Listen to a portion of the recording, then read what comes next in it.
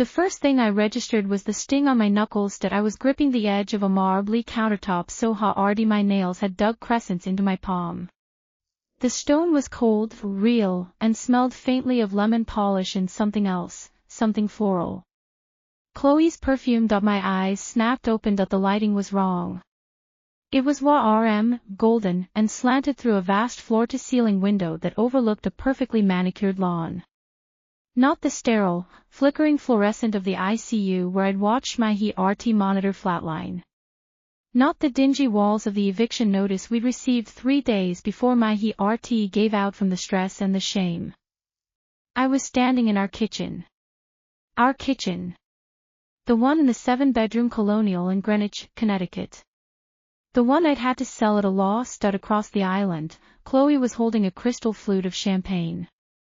She was wearing a silk robe, the kind that cost more than most people's monthly rent, and she had the audacity to look annoyed. Sophie, she said, her voice dripping with that particular cocktail of condescension and impatience she'd perfected.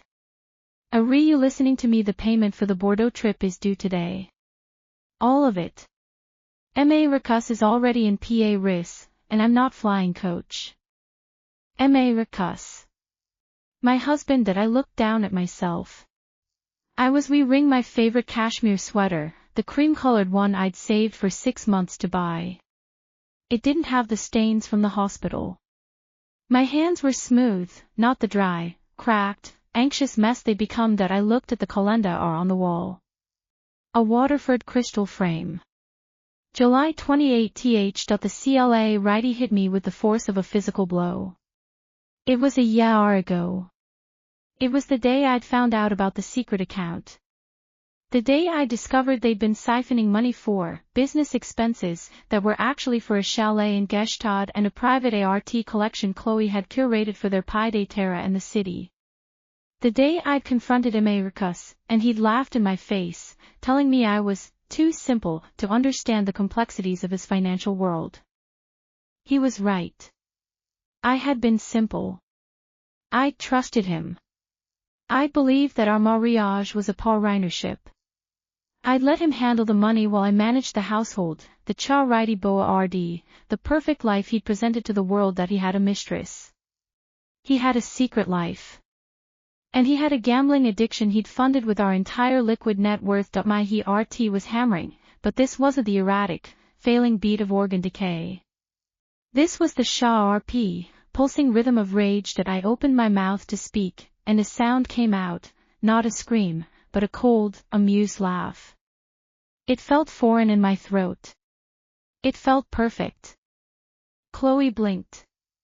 Excuse me. I straightened up, smoothing down my sweater. I said, I'm not paying for the Bordeaux trip. Chloe's perfectly sculpted eyebrows shot up into her hairline. What? She was a beautiful woman, a decade younger than me, with the kind of effortless grace that came from never having to worry about a thing. I'd introduced her to Mistress at a gallery opening. I'd thought she was a promising young artist. I'd been so stupid. The account is frozen, I said, the lie coming easily. I'm restructuring our finances. No more frivolous expenditures. Frivolous. Chloe set her champagne flute down with a sharp clink that echoed in the cavernous kitchen. Sophie, we're talking about a family trip. Mistress is networking. These aren't frivolous. I said, enunciating the word. There's no we, Chloe. You're a guest in my home. And the welcome mat is being pulled up.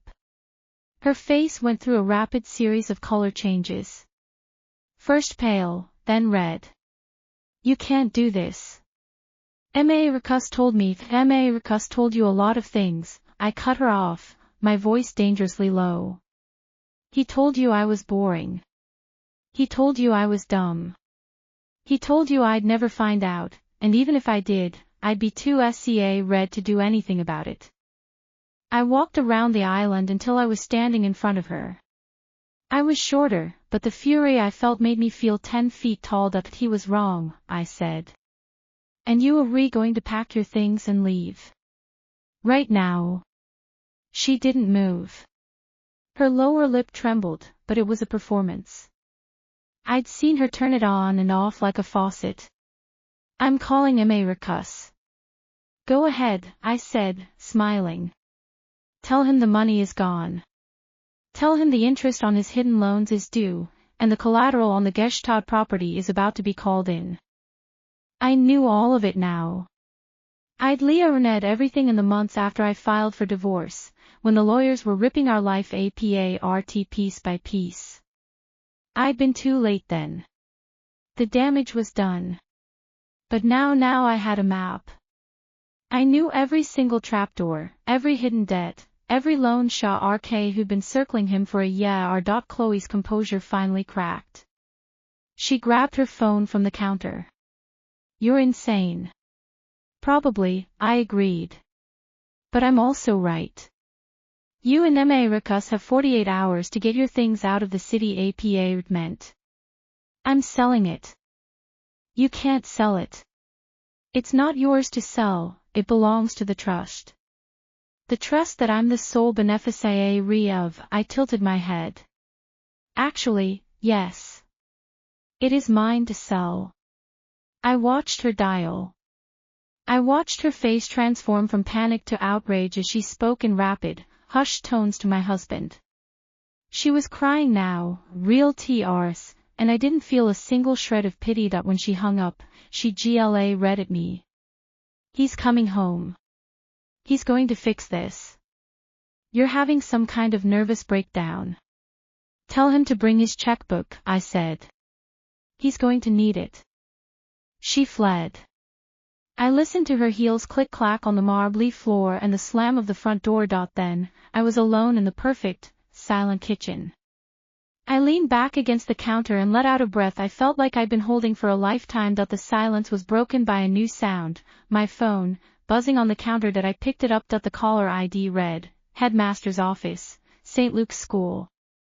My son, Liam. He was 9 years old. My beautiful, kind, gentle son. The reason I hadn't walked away sooner. In my old life, I'd been so consumed by the financial collapse and Americus's betrayals that I'd really been present for him. The guilt of that had been more painful than the heart attack. I answered. Hello, Mrs. Brooks, it was the headmaster's secretary. Could you please come to the school? There's been an incident. Liam is in a bit of trouble. I'll be right there. I said that I didn't ask what happened. I already knew that in my previous life, I'd ignored the call. I'd been too busy arguing with Americus's accountants to notice the warning signs. The trouble had spiraled.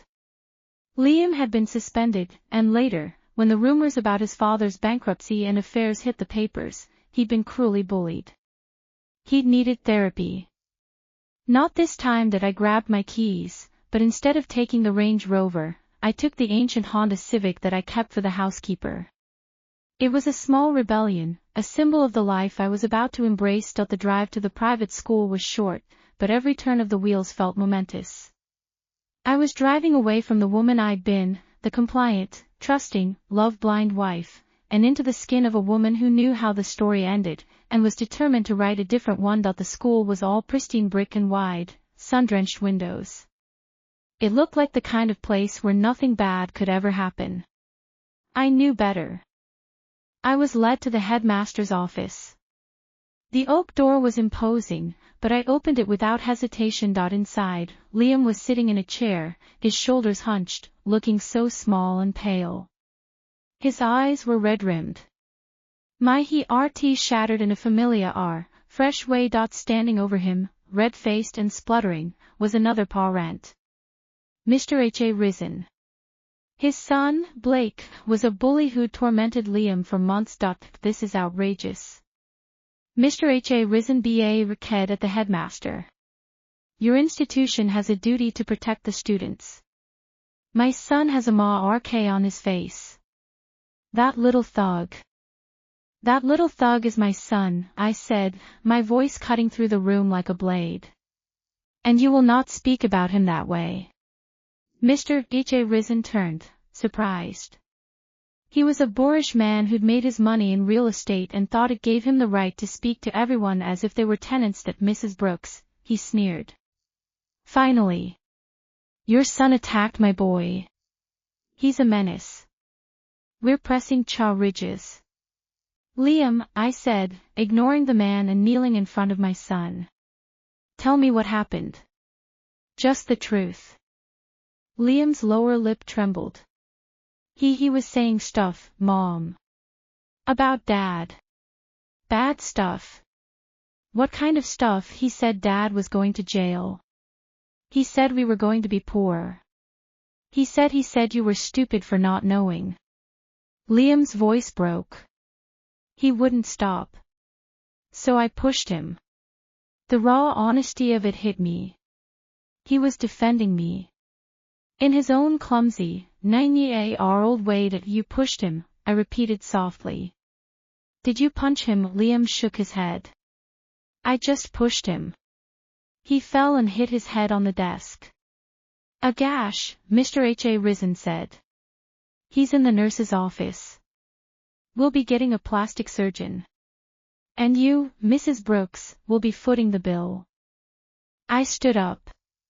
This was the same man who'd given Mistress a loan at a predatory rate a few months from now, laughing behind his back. He was a predator that'll not be paying for your son's ego, I said calmly. The school has security cameras, doesn't it? I turned to the headmaster, a nervous man named Dr. Evans. We'll review them. If my son threw the first punch, I'll take responsibility. But if it was self-defense, or if your school failed to prevent a pattern of bullying that we've reported 3 times this year, then I'm the one who will be pressing charges. Against the school. And against Mr. H.A. Risen, for defamation of a minor. The room went dead silent. Dr. Evans paled. Mrs. Brooks, I'm sure we can handle this in-house. No, I said. We can't. We've tried that. It hasn't worked. Liam, come on. Liam looked up at me, his eyes wide with shock. Mom, we're going home. Dr. Evans, I expect a full report from the camera footage on my desk by tomorrow morning, or we'll be speaking with our lawyers. Mr. H.A. Risen, if you want to pursue this, I suggest you talk to my attorney. I took Liam's hand. He was shaking. We walked out of the office together. I didn't look back. That the parking lot was bathed in the hot July sun. I opened the passenger door of the Honda for Liam. He climbed in silently, his eyes still suspicious and glassy. That Mom, he said, as I got in the driver's seat. Dad said you weren't going to be able to come. He said you were in a meeting. Dad was wrong, I said, my voice firm. I will always come. No matter what. I promise you that. He nodded, but the doubt was still there. Mistress had been planting seeds of poison for a long time. My phone buzzed again. A text from an unknown number. It was a photo. A screenshot of a bank transfer for $50,000 sent from our joint account to a shell company. The memo read, ART acquisition. I knew it wasn't ART. It was a debt payment. A marker from a casino in Atlantic City that had come due a month. The ROI. Mistress was trying to cover his tracks. That I read at the photo, my mind racing. He wasn't just spending our money. He was bleeding us dry. He was a gambler, a liar, and a cheat. And in my previous life, I'd let him destroy me. Not anymore. That I root the car. What do you want for lunch, buddy? Liam looked at me, riled. We usually just have the chef. Not today, I said. Today, we get pizza. And we eat it on the patio. And we don't talk about Dad, or the school, or any of it. Deal, he smiled. It was a tentative, fragile smile, like a crack in a dam. But it was real. We drove through the affluent, tree-lined streets of Greenwich, past the mansions and the meticulously landscaped gardens, and all I could feel was a cold, burning certainty. The money was going to run out. That was the point. I was going to let it. I was going to let Americus and Chloe scramble for it, expose themselves for the greedy, grasping parasites they were, and when the debts came due, there would be no safety net. They'd built their lavish lifestyle on my inheritance, on my trust, on my naivety. Now, I was going to pull the rug. We stopped at a little pizza place on the main strip. The smell of grease and cheese was more comforting than any of the expensive perfumes I'd ever worn. As we ate, my phone lit up again. It was my personal bank manager. I excused myself to take the call. Mrs. Brooks, he said, his voice professional but tinged with concern. I'm calling to confirm a significant withdrawal from your Pre-Marie account. $150,000 Rs. To a firm called Montgomery Holdings. M.A. Ricus's front. Yes, I said. Please process the withdrawal. Then, I need you to close the account and transfer the remaining balance to my personal trust account, the one M.A. Ricus doesn't have access to. Silence. Mrs. Brooks, are you certain? Very. I hung up. I sat down with my son. I took a bite of the greasy pizza, and it tasted like victory. Tonight, M.A. Ricus would come home. He would scream. He would gaslight. He would try to make me feel small and crazy. But I had a weapon he didn't know about. I knew the future. I knew the ending of the story he was trying to write. And I was going to rewrite it, word by brutal word. The cell phone buzzed again. Not mine this time. It was Liam's. He looked at it, and his face went pale. It's Dad. Don't answer it, I said. He put the phone down, but the screen was still lit. It was like a ticking time bomb. It wasn't just about the money. It was about the lies. The three of us, my perfect little family of three, were a lie. I was the only one who knew the truth. And I wasn't sure how much longer I could sit here, with the sun on my face and the taste of pizza in my mouth, before the truth I knew would inevitably catch up with me and shatter this fragile little piece. But I had to try. For Liam. I took a breath. The first act was over. The second act, the one where I dismantled their entire empire, was about to begin. The sun had relied dipped below the tree line when he already the front door slammed. I was in the study, a room I'd always hated because it smelled like M.A. Ricus's expensive Sega RS and even more expensive ego.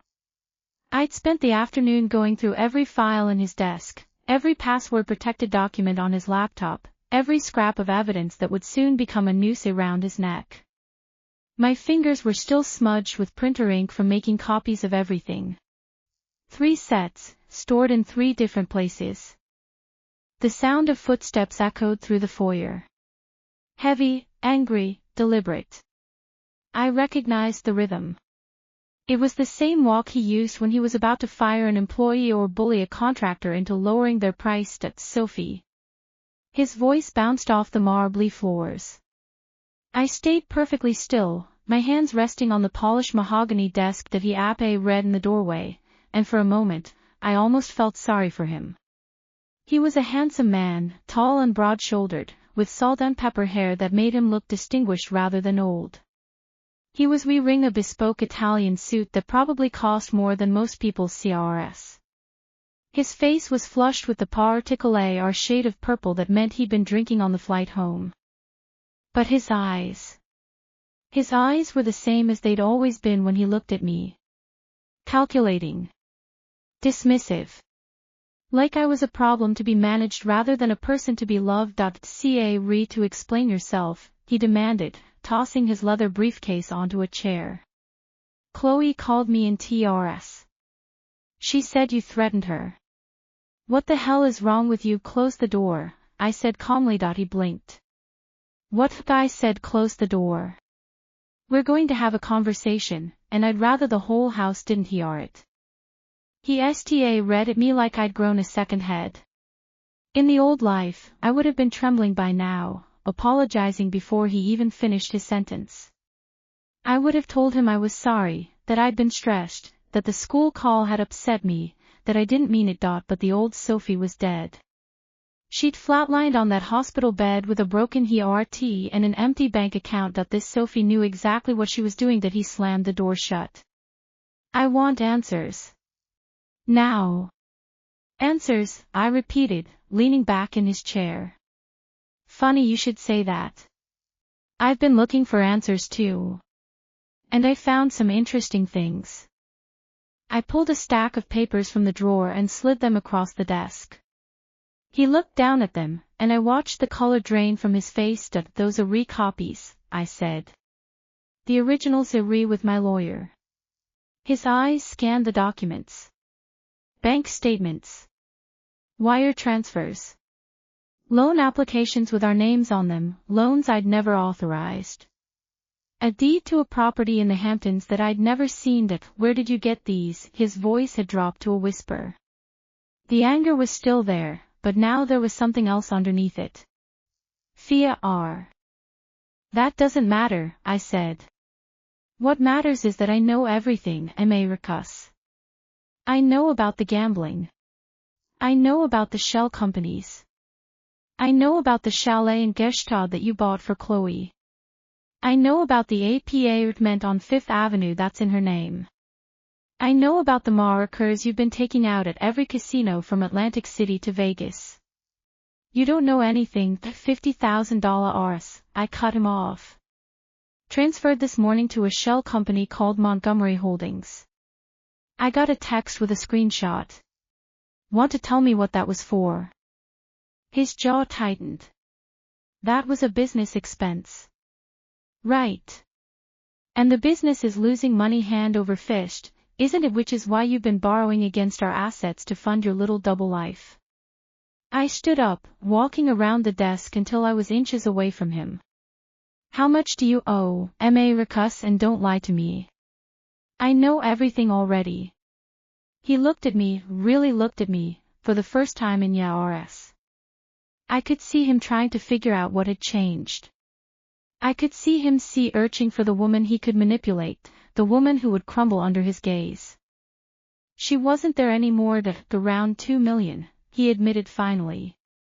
Maybe 2.5. It's not as bad as it looks. If we just consolidate the debt, you don't have $2 million RS, Mistress. You have negative $2 million RS.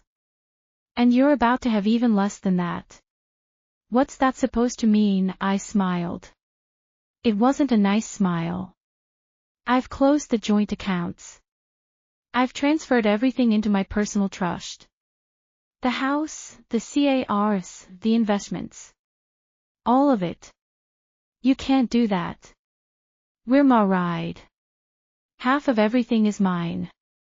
Half of the debt is yours too, I pointed out.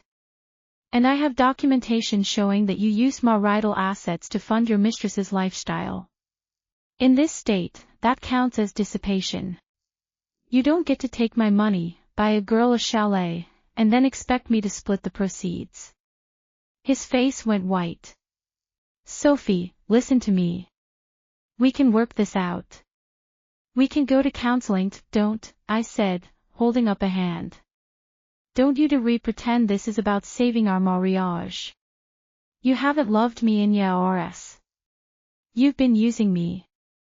You've been bleeding me dry while you played house with a woman I introduced you to. Chloe didn't mean anything. Then why does she live in a $5 million apartment? Why does she have a credit card linked to our account? Why does she have more of my money than I ever got for myself? He had no answer for that. He just stood there, trapped, his mind clear racing through options. I could practically see him trying to figure out how to worm his way out of this. You'll never find a lawyer who'll take this case, he said finally. I know everyone in this town. I'll make sure you're blackballed. I'm not using a lawyer in this town. I picked up a business card from the desk and tossed it to him. Meet my new attorney. Emily Chin. She's based in Manhattan, specializes in high net worth divorce. She also happens to be the only attorney in the tri-state area who's won a case against your precious law firm. His eyes went wide. Chin, she's a Shah RK. That's the point. I walked past him and opened the door. You have 48 hours to get your things out of here. The guest house is still technically in your name, so you can stay there until the divorce is finalized. But the main house. That's mine. The guest house, he laughed, but it was hollow. You want me to live in the guest house, you wanted me to live in an ICU with no money and no future, I said quietly. Trust me, the guest house is an upgrade. He opened his mouth to respond, but my phone rang before he could speak. I glanced at the screen. It was Emily Chin. I have to take this, I said. Don't wait up. I walked into the hallway and answered the call. Sophie, it's Emily. I've got some news you're going to want to hear. Tell me, I said, stepping into the kitchen and closing the door behind me. I ran the name you gave me. Montgomery Holdings. It's not just a shell company. It's a front for something bigger. M.A. Ricus has been funneling money through 3 different entities, all connected to a man named Vincent Russo. I felt a chill run down my spine. Who's Vincent Russo? Let's just say he's not someone you want to be in debt to. He runs a number of operations in Atlantic City and he doesn't take kindly to late payments. Your husband owes him nearly $1 million Rs, and the payment was due last week. I leaned against the counter, my heart pounding. This was bigger than I'd realized. M.A. Ricus wasn't just a gambler. He was in bed with some very dangerous people. What does this mean for me? I asked. It means you need to be careful. Russo isn't the kind of man who distinguishes between husband and wife when it comes to collecting debts. He sees your assets as M.A. Ricus's assets. If M.A. Ricus can't pay, he'll come looking for you. Then we need to make sure M.A. Ricus pays, I said firmly. What can we do? I've already filed a motion to freeze all assets in your name. That will protect you from any creditors coming after him. But the better move is to go public with the divorce. Get ahead of the story. Let the world know that you're separate from him. Go public, I repeated. The press specifically, the financial press. I've got a contact at the Wall Street Journal who's been dying to write about the DRK side of the private equity world. M.A. Ricus has made a lot of enemies. If I give them the right information, he'll be the one under the microscope, not you. I thought about it. The old Sophie would have been horrified at the idea of airing our dirty laundry. The old Sophie would have wanted to protect his reputation, to salvage something from the wreckage of our marriage. The new Sophie knew that his reputation was the only thing keeping him afloat. Without it, he was nothing. Do it, I said. Give them everything. Are you sure once I do this, there's no going back? I'm sure. I hung up the phone and stood in the middle of my kitchen, feeling something I hadn't felt in years: power. Control. The knowledge that I wasn't at his mercy anymore. Through the wall, I could hear M.A. Ricus on his phone. He was shouting at someone, his voice raw with panic. You don't understand, he was saying. The money isn't there. She took everything. Yes, I know about the payment. I know it's overdue. Just give me a few more days. A week at most. I'll figure something out. I heard the phone slam down. Then silenced it. I walked back to the study and opened the door. He was sitting on the edge of the desk, his head in his hands. He looked like a broken man. And for one brief, irrational moment, I felt sorry for him. Then I remembered the ICU. I remembered the heart monitor. I remembered the funeral arrangements that had been made without me, the life insurance policy he'd taken out and forgotten to tell me about. Whatever he was feeling right now, it was nothing compared to what I'd felt when I realized my entire life had been a lie. We need to talk about the house, he said quietly, not looking up. We can't afford to sell it right now. The market, it's already on the market, I said. Realtor is coming tomorrow. I've made it clear I want a quick sale. The house is worth $7 million Rs. We can't just, it's worth 4 million in this market.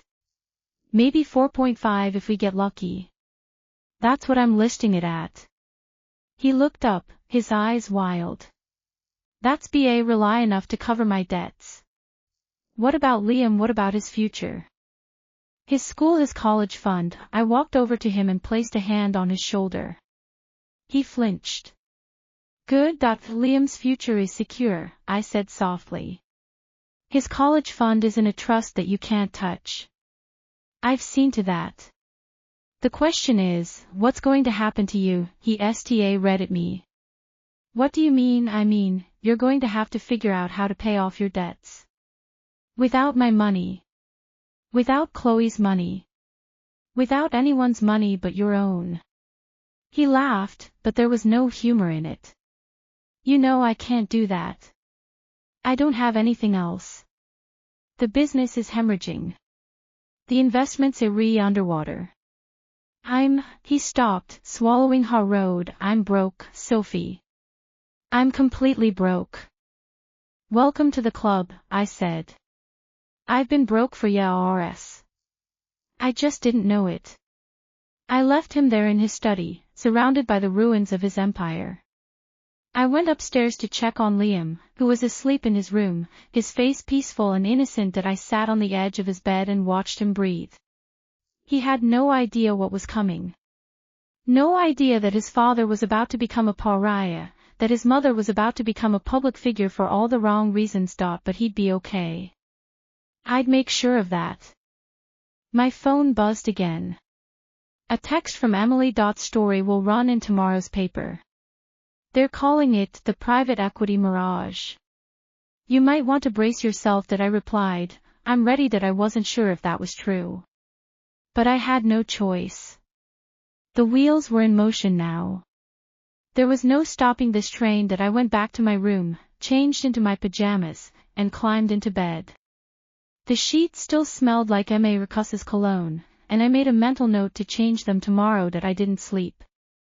I lay there in the dark, listening to the sounds of the house, waiting for the shoe to drop. Around 3 in the morning, I heard it. The front door opening, then slamming shut. Car tires crunching on the gravel outside. Then silence. That I got out of bed and looked out the window. Mistress's car was gone. He'd fled, probably to the guest house, maybe to Chloe's apartment. It didn't matter. He was running. And running was exactly what I needed him to do. Because when he ran, he got realize. When he got realize, he made mistakes. And every mistake he made was another piece of evidence I could use against him. The sun route to rise around 6. I showered, dressed, and went downstairs to make coffee. The kitchen was empty. The champagne flute from yesterday was still sitting on the counter, and I picked it up and threw it in the trash. A small act of symbolism, but it felt good. My phone rang. It was Emily again. It's out, she said. The story. It's already trending on social media. Mistress Brooks is no longer a respected businessman. He's a cautionary tale. I pulled up the article on my phone and read it. It was damning. Detailed.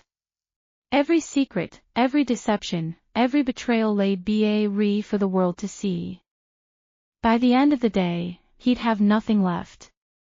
No reputation, no money, no future. And I'd be free. But as I stood in my beautiful, empty kitchen, I realized something. Freedom wasn't going to feel like I thought it would. It was going to feel like justice. The Wall Street Journal hit the stands at 7 in the morning. By 8, my phone was a grenade with the pin pulled. I silenced it and tucked it into the drawer of my nightstand while I got Liam ready for school. He was still groggy, rubbing his eyes and clutching his backpack like a security blanket. He hadn't asked about his father yet, and I wasn't about to volunteer anything. Mom, he said as we pulled into the drop-off line at St. Luke's. Is Dad coming home today? The question hit me like a punch to the chest. He was asking because he already knew the answer. He could feel it in the air, the way children can sense a storm before the clouds roll in. I don't think so, honey, I said gently. He has some things to figure out. But you'll see him soon. Liam nodded slowly. He didn't cry. He just unbuckled his seatbelt, gave me a quick hug, and walked toward the school doors. I watched him go, feeling the weight of everything I was about to put him through. But I couldn't stop now. The machine was already running. The first call came from my mother-in-law, Patricia. She was the only person on EARTH who could make me feel like a failure with a single syllable. That Sophie, what have you done? Her voice was shrill, clipped with the particular brand of outrage she reserved for when I failed to live up to her standards. Americus is being crucified in the press. Did you know about this? Good morning to you too, Patricia, I said, steering the car out of the school lot. And yes, I know about it. I authorized it. You what? The screech was so loud I had to hold the phone away from my ear. Are you insane? That's your husband you're destroying. The father of your child. Do you have any idea what this will do to the family name? The family name is already destroyed, Patricia. Americus saw to that. I'm just shining a light on the mess he made. He made mistakes, he gambled away our entire life savings. I cut her off. He bought a Mistress, a chalet and an apartment. He's in debt to men who will break his legs. And you're worried about the family name. Silence on the other end. Patricia wasn't used to being interrupted, and she certainly wasn't used to being spoken to that way. When you're ready to hear the truth, I said, call me back. Otherwise, I'd appreciate it if you kept your opinions to yourself. I hung up before she could respond. My hands were shaking, but I felt lighter. I'd stood up to her for the first time in 15 years. It was long overdue. The second call came from Chloe. I almost didn't answer, but curiosity got the better of me. You absolute monster, she spat. Do you know what you've done? Do you know what people are saying about me? I'm being accused of being a gold digger. A homewrecker. Do you have any idea how this has ruined my career? Your career, I repeated. The one I funded with my inheritance, the one you built on the back of my naivety. You're just jealous because Americus loved me more. He never loved you. He told me that. He said you were just convenient. Chloe, stop. My voice was calm, almost bored. I don't see what Americus told you. The only thing I see about is making sure you both pay for what you did to me.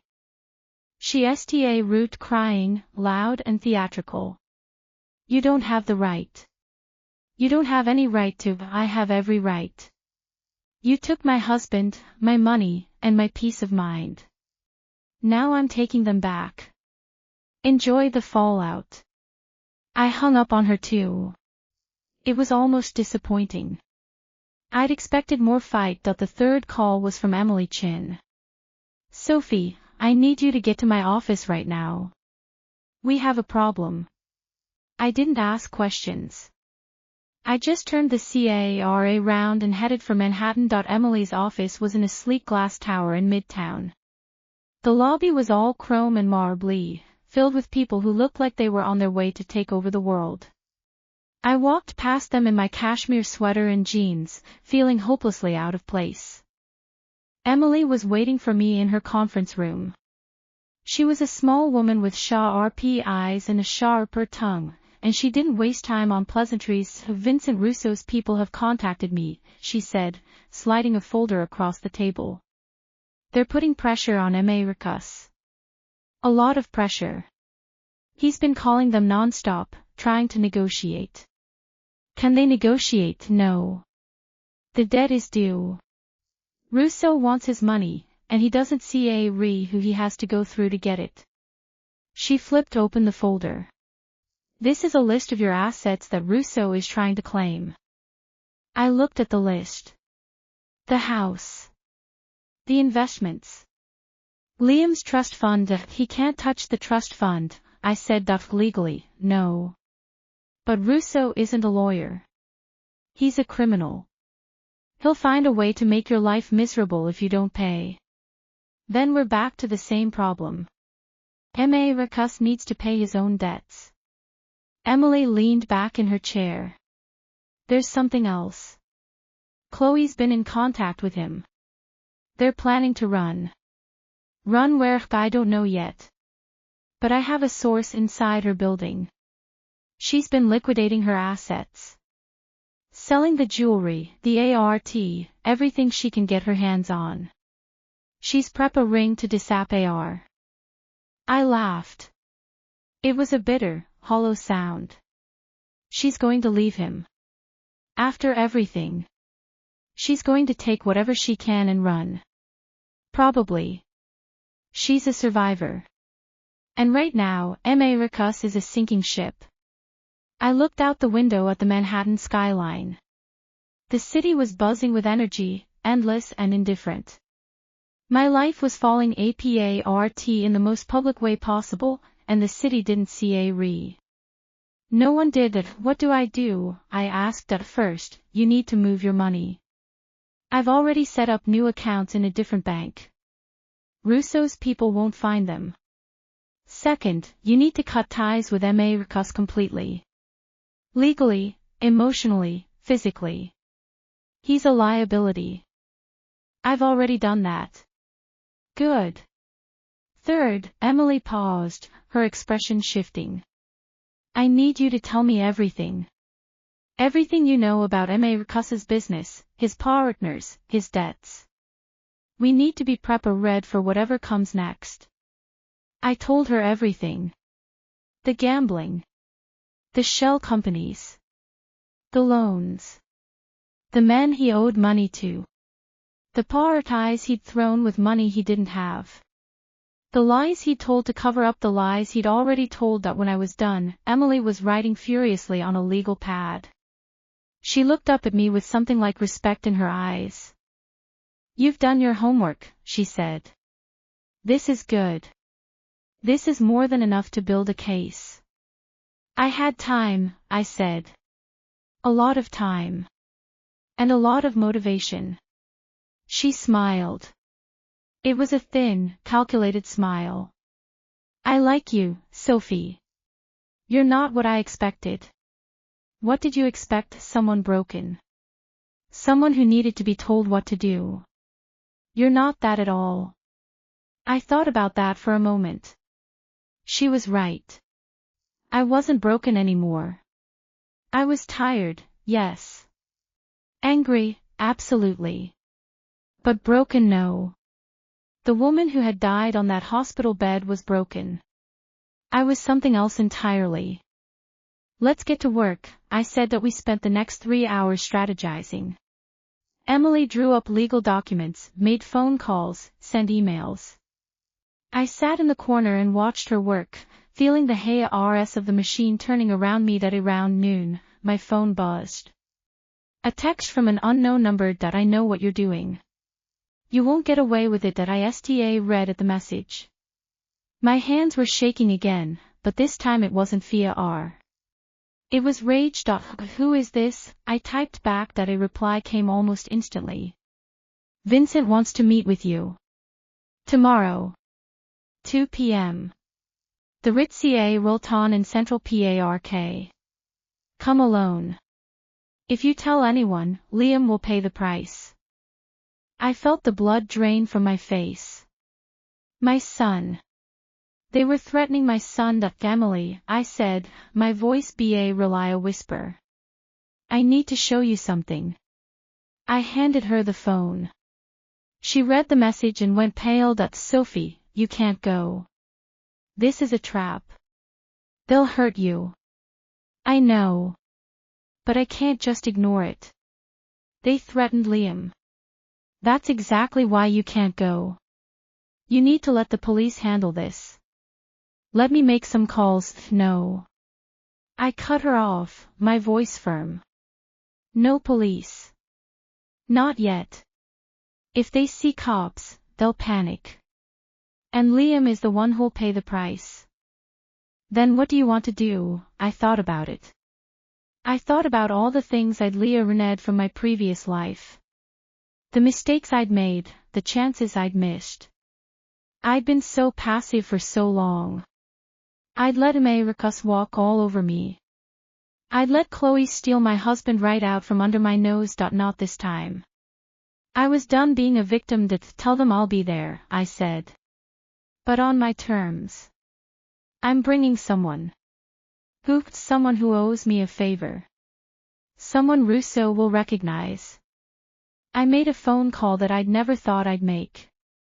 The number was saved in my phone from years ago, when I was active in the charity circuit and had met a man who seemed harmless at the time. He wasn't harmless. He was the city's most successful fixer, a man who made problems disappear for the right price. Robert, I said when he answered. It's Sophie Brooks. Sophie, his voice was deep and amused. I haven't heard from you in years. Word on the street is you've been busy. Word on the street is right. I need a favor. Name it. Vincent Russo wants to meet with me. I'm going. But I need backup. Someone who can keep me safe without drawing attention. He was silent for a moment. That's a big ask, Sophie. Russo is dangerous. I know. But I have something you want. What's that? I have leverage. I have dirt on half the people in this city, including some of your clients. You help me, and I'll keep their secrets. You don't help me, and those secrets start getting out. He laughed. It was a low, dangerous sound. You've changed, Sophie. I've been reborn, I said. Do we have a deal? We have a deal. I hung up and turned to Emily. It's handled. Russo wants to meet me. He's going to get more than he regained for. Emily was ring at me like I'd grown a second head. Who was that someone who makes problems go away? And for now, Russo is the problem. I left Emily's office and headed home. The drive back to Greenwich was long, but my mind was racing. Tomorrow's meeting was a risk. A massive risk. But it was also an opportunity. If I played this right, I could turn Russo into an ally instead of an enemy. And if I could do that, Americus was finished. Chloe was finished. Everything they'd build would come crashing down around them. I got home around 6.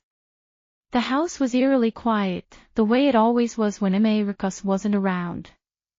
I walked through the rooms, running my fingers over the furniture, the artwork, the photos on the walls. The house was beautiful, but it was empty. It was a monument to a marriage that had never really existed. A facade built on lies and money that wasn't ours. I looked at a photo of Americus and me on our wedding day. We were both smiling. We looked happy. But I knew now that it was all a performance. He'd never loved me. He'd loved my money, my trust, my willingness to believe his lies. I was going to change that. I was going to make sure he never hurt another woman the way he'd hurt me. My phone buzzed again. Another text from Russo's people. Don't be late. We're watching. I felt a chill run down my spine. They were already watching me. They knew where I lived, where I'd been, what I'd done. But they didn't know everything. They didn't know about my rebirth. They didn't know about the fire that had been lit inside me. I replied, I'll be there. I put the phone down and walked to my room. I had a long night ahead of me. I needed to prepare, to plan, to make sure that tomorrow went exactly the way I wanted. But first, I needed to talk to Liam. I found him in his room, sitting on his bed with his headphones on. He was drawing something in his sketchbook, his brow furrowed in concentration. Hey, I said, sitting down next to him. How was school? Okay. He shrugged. Some of the kids were weird. Like, they kept looking at me and whispering. My heart sank. What were they saying? I don't know. I didn't hear. But it was weird. He put down his pencil. Mom, is Dad going to be okay? I wrapped my arm around him and pulled him close. Dad is going to be okay, baby. He just needs to figure some things out. But you don't need to worry about that. You just need to focus on being a kid. But I want to help, he said quietly. I want to make things better. You already make things better, I said. You make everything better. He smiled a little, but there was still worry in his eyes. I could see the anxiety building, the fear that things were falling apart around him, that everything is going to be okay, I said. I promise. I wanted to believe it. But as I tucked him into bed that night, I couldn't shake the feeling that tomorrow would change everything. The Ritz-Ca Rolton in Central Park was the kind of place that made you feel like you were walking through a museum. Crystal chandeliers, marbly floors, gilt-framed mirrors. Every surface gleamed with the kind of money that never needed to announce itself. I walked through the lobby in my navy blue suit and low heels, trying to look like I belonged. My heart was hammering so hard I was sure the doorman could hear it. Robert had sent 2 men. They were stationed outside, blending in with the tourists and the businessmen, but I knew they were there. That was the whole point. Russo needed to know that I wasn't walking into this blind. The meeting was in a private suite on the 4th floor. The elevator ride felt endless. I watched the numbers climb and tried to control my breathing. In through the nose, out through the mouth. The old Sophie would have been a wreck by now. The new Sophie was terrified too, but she knew how to hide it. The door to the suite was open. I stepped inside and found myself in a sprawling living room with floor-to-ceiling windows overlooking the park. The furniture was all dark wood and cream leather, the kind of stuff that looked expensive and uncomfortable. Vincent Russo was sitting in an armchair by the window. He was a broad man in his late 50s, with silver hair and a face that had seen too many late nights and too many enemies. He was wearing a tailored suit that probably cost more than my first car, and he was holding a glass of scotch like it was an extension of his hand. Mrs. Brooks, he said, his voice a low rumble. I'm glad you came. Please, sit. I didn't sit. I stood in the middle of the room, letting him see me. Letting him know that I wasn't afraid. That I'd rather stand, I said. Let's get to the point. You threatened my son. Russo smiled. It was a cold, practiced expression that didn't reach his eyes. I apologize for that. My people can be overzealous. It was a miscommunication. I wanted to meet with you. They wanted to ensure you'd come. Your people said Liam would pay the price if I didn't show up. That's not a miscommunication. That's a threat. He set his glass down and leaned forward. Let me be clear, Mrs. Brooks. I don't have any interest in your son. I have an interest in the money your husband owes me. A substantial amount of money. And if that money doesn't materialize, I have to find other ways to recover my losses. Mistress is the one who owes you, not me. I've already frozen our joint assets. I've filed for divorce. Whatever he owes, that's his problem now. Russo laughed. It was a deep, unpleasant sound. You think the law ca residential about any of that? You think I ca your husband took my money? That money is gone. I need to get it back, and I don't ca where it comes from. You're married to him. Legally, that makes you responsible. Legally, it makes me a victim of his fraud. I have documentation showing that he used marital assets without my knowledge. Whatever deal you had with Mistress, it's between the two of you. He studied me for a long moment, his eyes cold and calculating. You've got fire. I can respect that. But fire doesn't pay bills. Your husband has exhausted every avenue. He's gone to Chloe, but she's already skipped town. He's gone to his mother, but she's a paper tiger. He's even gone to his business partners, but they're circling the drain along with him. You're the only one who has any real money left. I'm not paying his debts, I said firmly. I've spent too many years cleaning up his messes. This one is his to clean up. Russo stood up. He was taller than I'd expected, and broader. He walked toward me slowly, deliberately, like a predator sizing up its prey. This is how this works, Mrs. Brooks, he said. You don't get to just walk away. You think you can hide behind lawyers and trusts, that's fine. I've got lawyers and trusts too. But I've also got something your lawyers don't have. And what's that? I've got connections. I've got people who can make things very uncomfortable for you. Your son's school, I know people there. Your charity work, I know the board members. Your neighbors, I know a few of them too. You can hide your money all you want. But you can't hide your life. You can't hide your family. I felt the blood drain from my face. He was right. He could make my life a living hell. He could make Liam's life a living hell. If you're threatening me, I said, my voice rely above a whisper. I'm making you an offer. You have $2 million in liquid assets that I can't touch. I know that. You give me 1.5 million of it, and I walk away. I leave you alone. You'll never see me again. 1.5 million, that's insane. That's almost everything I have left. It's a regain, and you know it. You keep your house. You keep your son's trust fund. You keep your reputation. All I want is what Americus took from me. I stood there, frozen.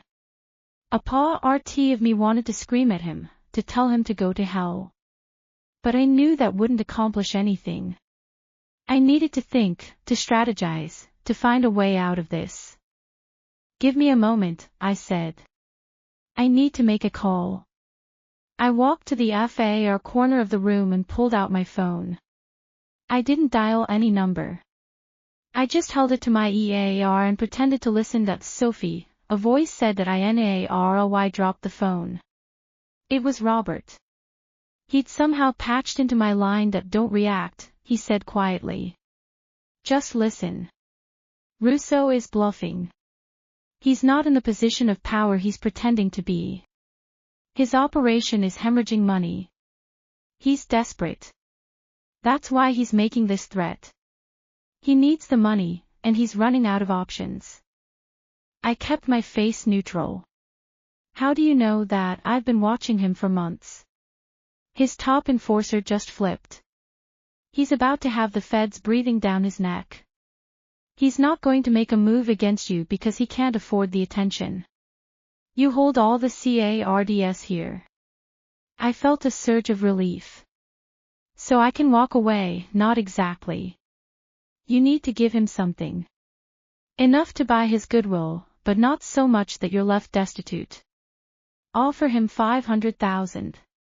He'll take it. I don't have 500,000 in liquid cash. Make it happen. Borrow it if you have to. It's the cheapest insurance policy you'll ever buy. I hung up the phone and walked back to Russo. He was waiting with his arms crossed, his expression unreadable. That I've got a counteroffer, I said. 500,000. That's all I can give you. You take it, and you walk away. Russo's face went red. 500,000, that's a fraction of what I'm owed. It's all I have. You can take it, or you can take nothing. And from what I've heard, you need the money more than you're letting on. He read at me for a long moment, his jaw working. I could see the anger, the frustration, the calculation. That 200,000 up front, he said finally. The rest in installments. 100,000 a month for 3 months. 4 months. 100,000 a month for 4 months. That's the best I can do. He extended his hand. 4 months. 4 payments. And if you miss a single payment, our deal is off. I shook his hand. His palm was rough and cold. I won't miss a payment. You'll have your money. I walked out of the suite on shaking legs. When I got to the elevator, I leaned against the wall and let out a breath I didn't know I'd been holding. That was the closest I'd ever come to losing everything. Robert called me before I'd even made it to the lobby. You did good, he said. Russo is a bully. Bullies don't know what to do when someone pushes back. What about the installment plan? He'll come after me if I don't pay. He won't need to. I've got a feeling that in 4 months, he'll be in federal prison. His operation is collapsing. The feds are just waiting for the right moment to move in. Your payments will keep him distracted until then. I stepped out into the bright afternoon sun. The city was buzzing around me, oblivious to what had just happened. I was still alive. I was still free. And for the first time in years, I felt like I was in control. That I drove back to Greenwich in a daze. The meeting with Russo had taken more out of me than I'd expected. I needed a break. I needed to see Liam. When I got home, the house felt different. Empty, but not in a bad way.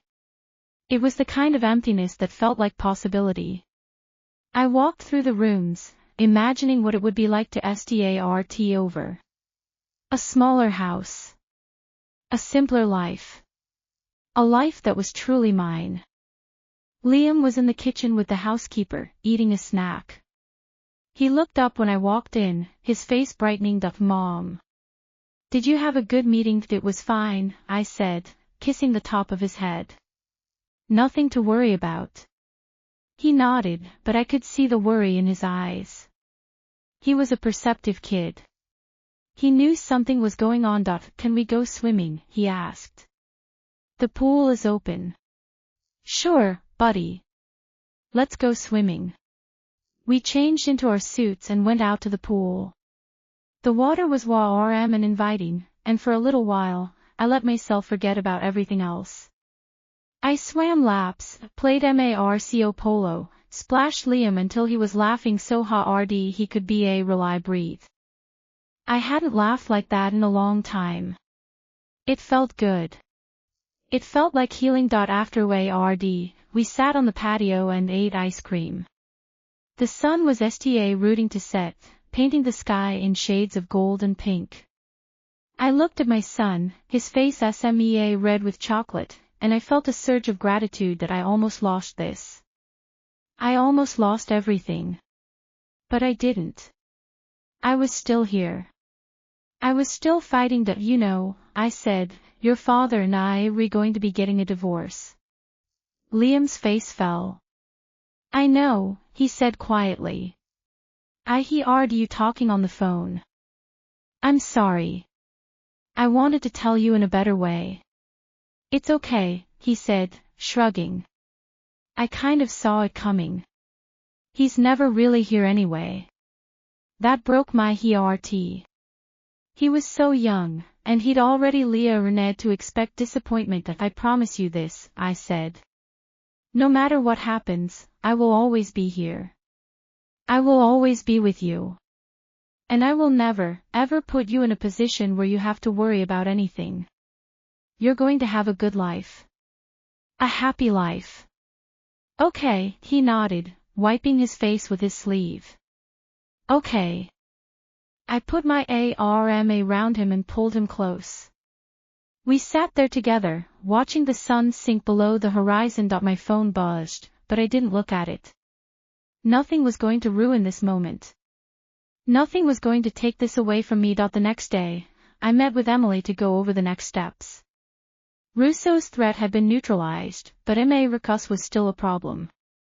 The divorce was moving forward, but there were complications.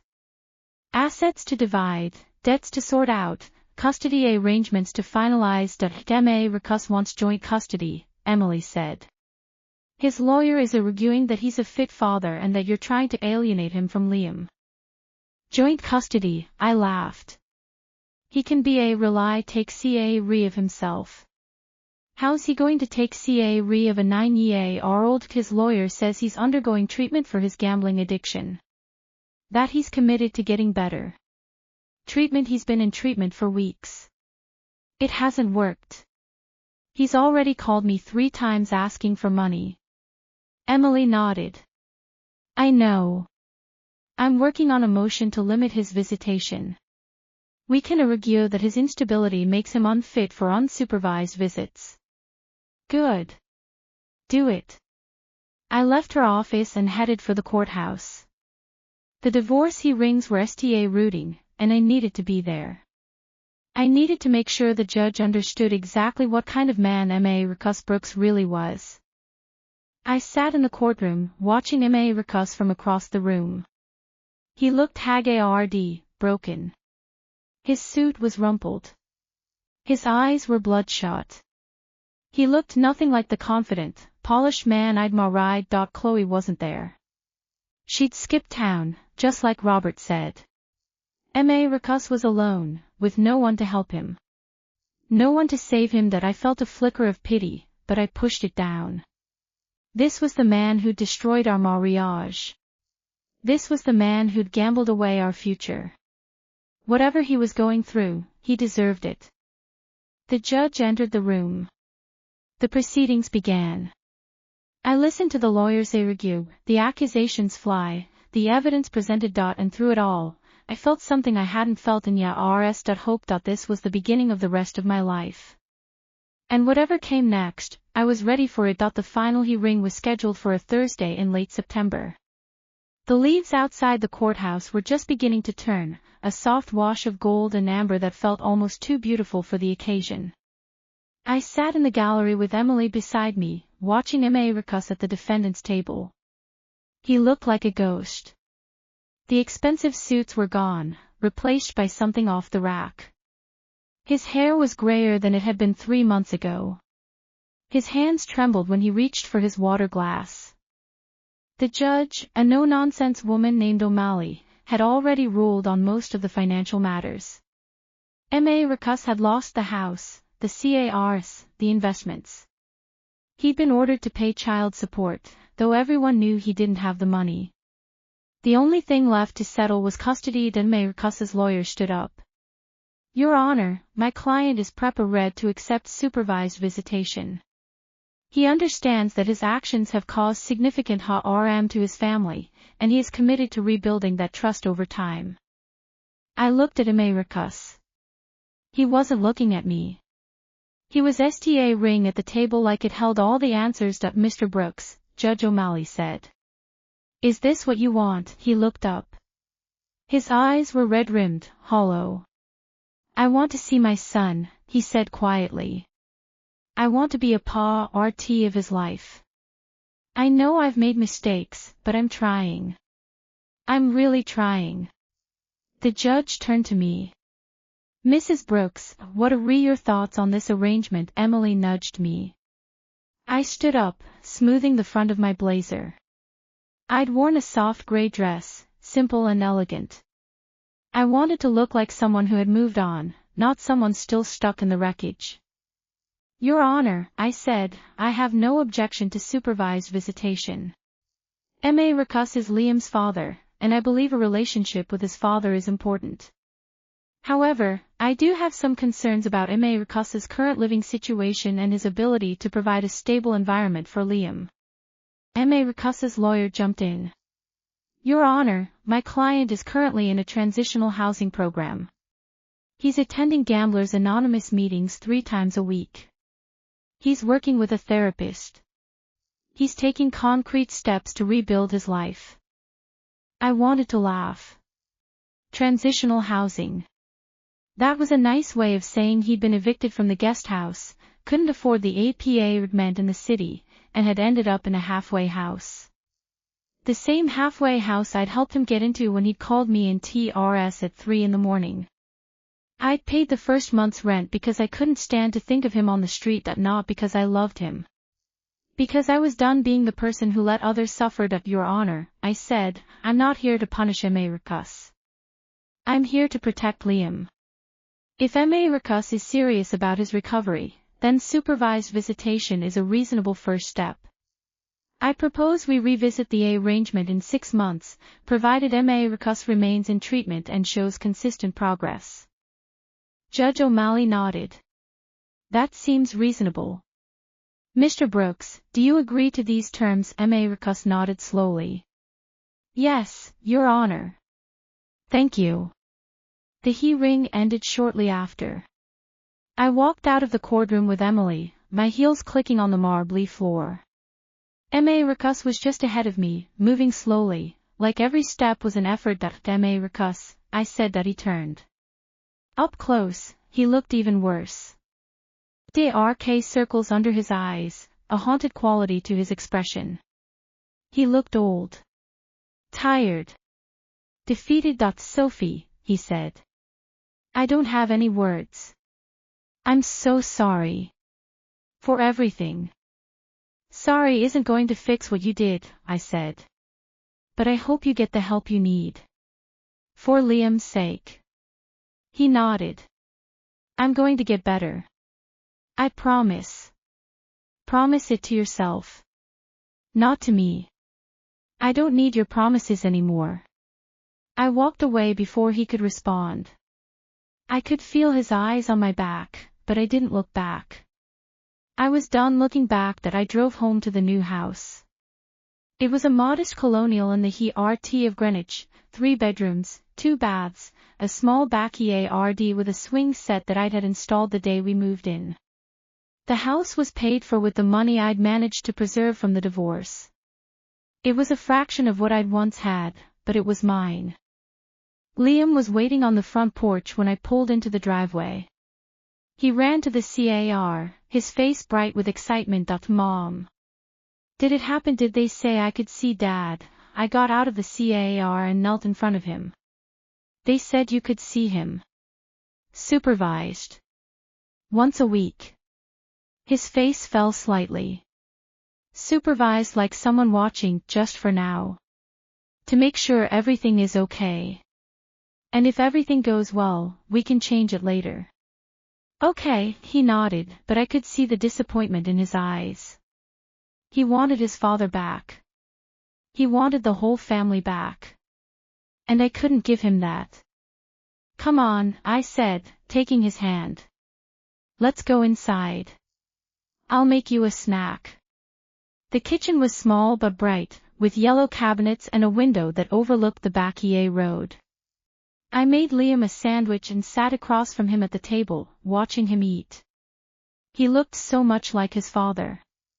The same sharp jawline, the same blue eyes. But he had my smile, and I liked to think he had my heart. Mom, he said between bites. Are you okay? You seem different. I blinked. Different how? I don't know. Like, happier. But also sadder. It's weird. I laughed. That's a very mature observation. I'm very mature, he said, grinning. I'm a big kid now. Yes, you agree. I reached across the table and ruffled his hair. And I love you very much. I love you too. After lunch, I went to check the mail. There was a thick envelope from the bank. I opened it and read at the statement inside that the final payment to Vincent Russo had clear read. The last installment. $100,000 Rs, gone from my accounts forever. That I sat down on the front porch stairs and let out a long breath. 4 months of payments. 4 months of wondering if Russo would keep his word. 4 months of looking over my shoulder. But it was over. The deal was done. Russo had apparently been arrested 2 weeks ago, his operation crumbling around him. The feds had finally moved in. He wasn't going to be bothering anyone for a long time. That I leaned back on my elbows and looked out at the street. The neighborhood was quiet, filled with families and dogs and the smell of someone grilling dinner. It was the kind of normal I'd been craving for years. The next day, I met Emily for lunch at a little cafe in the city. She was already there, sipping a coffee and scrolling through her phone. So, she said as I sat down. It's done. The divorce is final. The custody agreement is in place. Russo is in jail. You're free. Free, I repeated, tasting the word. It feels strange. It should. You've been fighting for so long that you forgot what normal feels like. I ordered a salad and a glass of water. What do I do now? Emily smiled. Whatever you want. You've got a son who adores you. You've got a house that's paid for. You've got enough money to live comfortably for the rest of your life. You've got the world at your feet. I don't want to just exist, I said. I want to do something. Something meaningful. Then do it. You're smart. You're resourceful. You've proven that you can handle anything life throws at you. We finished lunch, and I walked back to my car. The city was buzzing around me, full of people going about their lives. I felt a part of it for the first time in years. Not a victim. Not a survivor. Just a person, living a life that I went home that evening and sat in the backyard while Liam played on the swing set. The sun was setting, painting the sky in shades of pink and orange. I watched him pump his legs, higher and higher, his laughter ringing out across the yard. "Mom, watch this," he shouted, and he jumped from the swing, landing on the grass with a thud. "Are you okay?" I called out. "Perfect." He jumped up, brushing grass off his knees. "I'm the king of the swing." "You certainly are." He ran over to me and flopped down on the grass beside me. "Mom, do you think Dad will ever get better?" I paused. I'd been expecting this question, but it still caught me off guard. "I think he's trying," I said ruefully. "And that's a good thing. But it's going to take time." "Do you think he'll ever come back home?" "No," I said quietly. "I don't think so. But that doesn't mean he doesn't love you. It just means things have changed." Liam nodded, processing this. He was so much wiser than his years. He'd had to be. "Can we get a dog?" he asked suddenly. I laughed. "A dog? Yeah. A golden retriever. I saw one at the park, and it was so fluffy and cute." "Please, Mom, please." I looked at his hopeful face, and I couldn't say no. "We'll think about it," I said. "But if we get a dog, you're responsible for walking it." "That's fine. I'll walk it every single day." "We'll see." The next morning, I got a call from Patricia. I almost didn't answer, but I knew she'd just keep calling if I didn't. "Sophie," she said, her voice softer than I'd ever heard it. "I'm calling to apologize." I dropped the phone. "Apologize? I was horrible to you. I didn't believe you when you told me what Mistress had done. I blamed you. And I was wrong. I'm sorry. I didn't know what to say." Patricia had never apologized to anyone in her entire life. This was unprecedented. "Thank you, Patricia," I said. "That means a lot. I've been looking at Mistress's account statements. I didn't want to believe it, but it's all true. The gambling. The debts. The money he wasted on that woman. He's destroyed everything he touched." "He's getting help," I said. "That's all that matters now." "I know. But I need you to know that I see you. I see everything you did for him, everything you gave up, and I'm sorry I didn't appreciate it while it was happening." I felt a lump form in my throat. "I appreciate that, Patricia.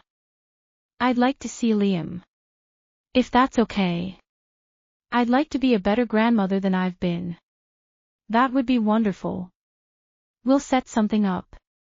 We hung up, and I stood in my kitchen, ring at the phone. The world had shifted somehow.